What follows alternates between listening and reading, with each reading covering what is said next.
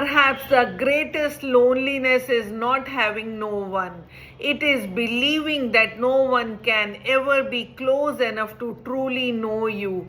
Some people, when they are hurt, hold on tighter, and some quietly begin to let go before anyone has the chance to leave them. From the outside, they look unbothered, self sufficient, as though they don't need anyone. But inside, they are still protecting a heart that once learned that closeness could hurt. And somewhere, without even realizing it, the emotional self makes a decision. Never ask for too much, never need too much, never depend too much, and you will never be disappointed again. It sounds like strength, but it is actually survival. The emotional self is not running away from love.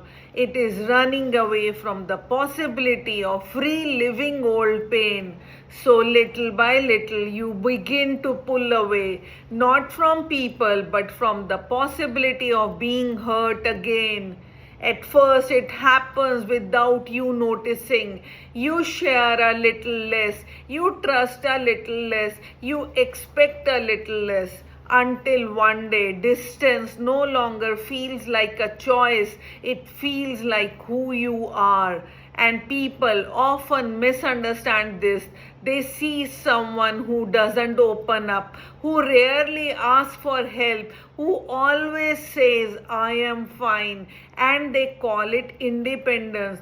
But sometimes it is a heart that stopped believing it was safe to need anyone. This is why some people find it hard to say, I need you, I miss you, I am hurt, please stay, not because they feel nothing, but because they feel everything. And feeling everything once felt too dangerous, so they learn to solve their problems alone, to cry alone, to survive alone. And after a while, aloneness starts to feel like safety. But there is a difference between choosing solitude and fearing connection. One brings peace, the other quietly steals it. And perhaps the saddest part is not that the heart stops wanting love, it never does. It simply stops believing that love can be safe.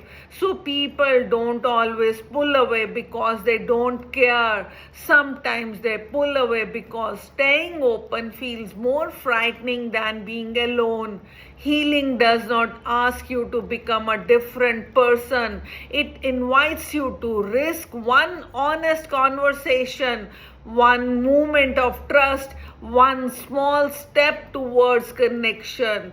Because vulnerability is not losing your strength, it is discovering that true strength does not require emotional distance.